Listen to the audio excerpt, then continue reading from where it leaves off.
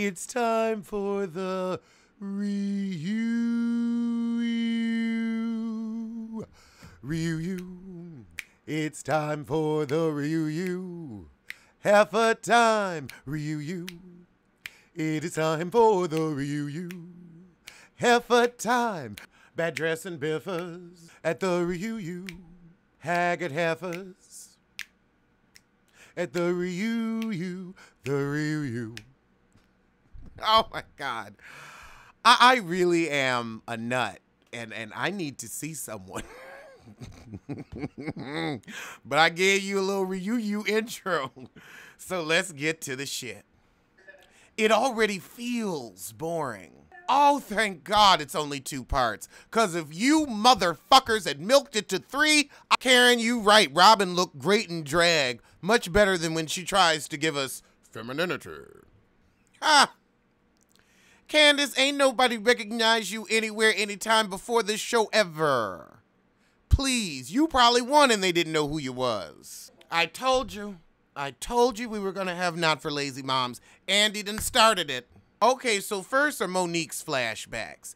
And we got the alcohol issues. Then we have the umbrella skirmish. And we end with Ashley's shady comment in the confessional. Ashley, you see, girl, answer the question. You need to sit there and eat food right now. That's what you need to do. Andy asks you, do you think you should have said how many drinks this heifer had, and you gonna get into the backpedaling pussy pop? Well, Monique had done other things through the season that made it look like she was a lush. And so Ashley's like, well, why did you even bring the alcohol up? You brought it up. And Andy's like, look, heifer, you got a Corona in your hand in every scene on this show. You stay lit. Now they talking about some shit Ashley said on Watch What Happens Live. Honey, ain't nobody watching what happens. Now Ashley trying to say, well, I had to sit in the parking garage so that I wouldn't get a DUI. Robin's like, I don't know how you threw Giselle into the situation at all. Leave my woman alone. Robin like, and shit, you was going off on me, and I was just asking a genuine question and letting you know what Ashley was saying about you. And Momo's like, okay, you know, you right. I shouldn't have jumped at you. I should have jumped at Ashley. See, Giselle, you ain't none of Karen's friend, and I can't stand that you gonna be trying to comfort her ass later. Karen talking, and Gabrice pipe up talking about, you know what, Karen, I don't think you're the one to speak on this. And she talks about how Lady Eloise turns into Karen when she gets drunk. And Ashley asks, is it because Lady Eloise turns into Karen when she get drunk? And Gabrice says, no, I was talking about her DUI. And Ashley said, oh, right, and the DUI, absolutely. They just tag teaming her ass. She said, I don't drink with your raggedy ass, so shut the fuck up. Not raggedy ass. Renisha from Queens, why did you have to ask about Not for Lazy Moms? And how you gonna say you don't know what the name means? Oh, you're giving her a chance to keep saying it 6 times. Oh, God. Gabrice, you would be offended by the name.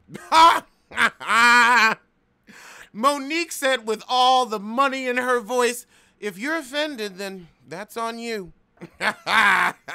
They saw my video about that 3-day fever shit.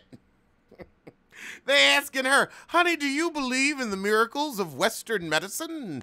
Oh, Gabrice, please. You are so jealous of Monique because she has the 2 things you don't. Youth and a rich husband.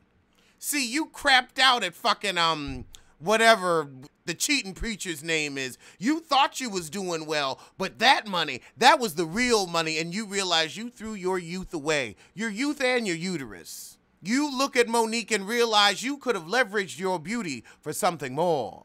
Go down in the description box and you can hear me give a podcast about the entire season of Real Housewives of Potomac on Duke's Sip and See podcast. And it's on SoundCloud and iTunes. Just search Sip and See. That's Sip and See. Ha!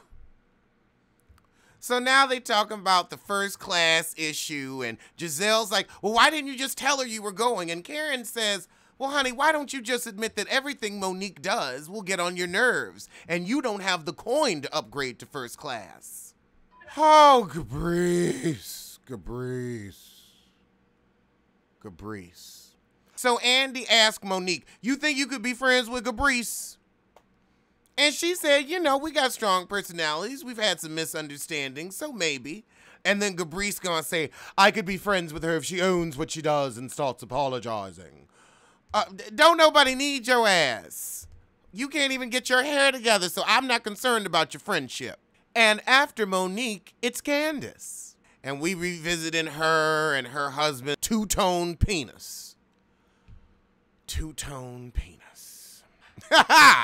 Where did you come from? I came from Jesus. Your hair had a little bounce in that one. Oh, that's right, and the whole princess shit, really? Ooh, you get on my nerve. Okay, so now we get more about this fight with the husband.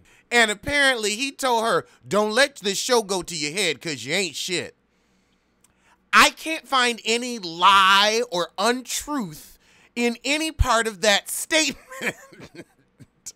I think also she overreacts to shit. He was gently checking her as they probably had a discussion prior to filming, like, okay, if you see me getting sassy, check me. And that's what happened. And she decided to make a moment for the camera. That's the tease I'm getting. Ha! Gabrice said, don't nobody want no mismatched dick. Don't knock it till you try it. All right. Candace and Ashley getting into it. I thought they were supposed to be friends. Oh, God. Candace just got off topic with the read. She said it doesn't have to be similar. You just stick your nose and your forehead and your face in places that you have no business. Oh, my God. Your nose, your forehead, and your face. Oh, my God. I got to hear that back.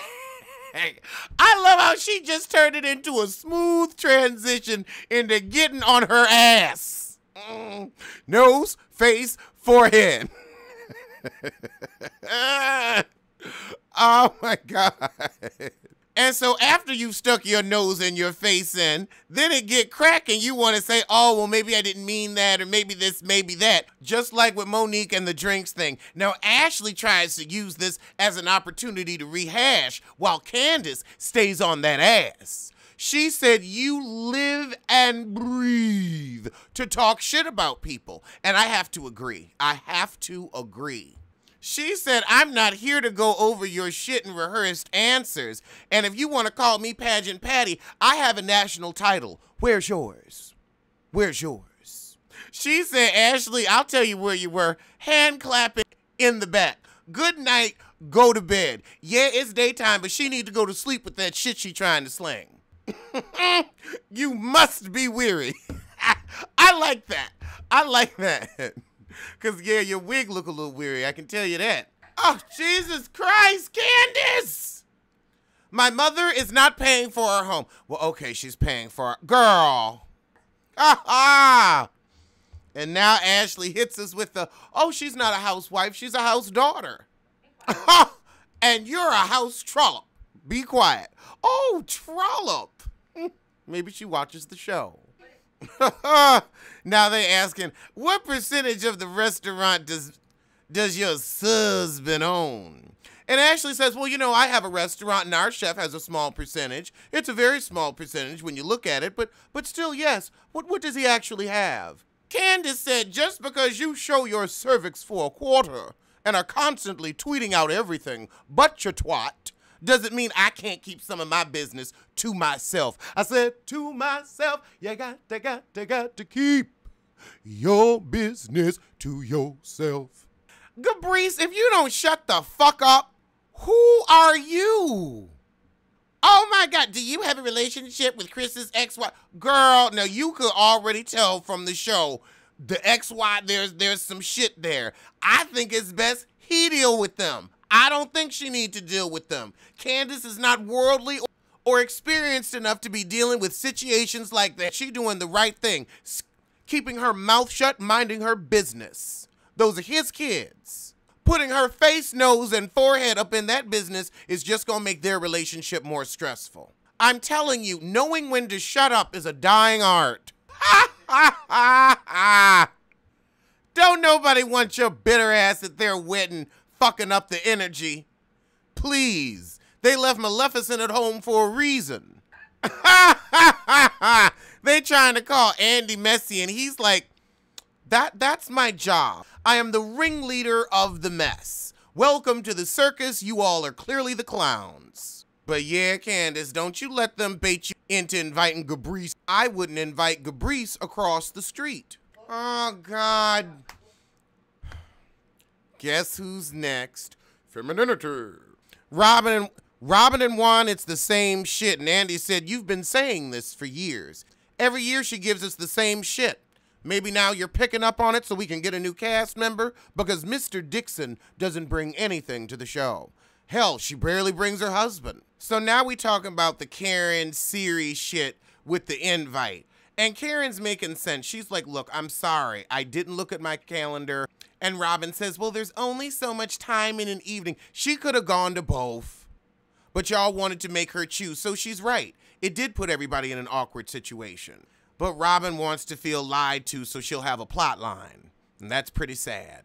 Oh, so now Robin's saying the event wasn't special to Monique. It was special enough she was doing something there. Just because you was trying to make a little coin empowering women. I don't know how a 2-volt battery gonna empower somebody, but okay.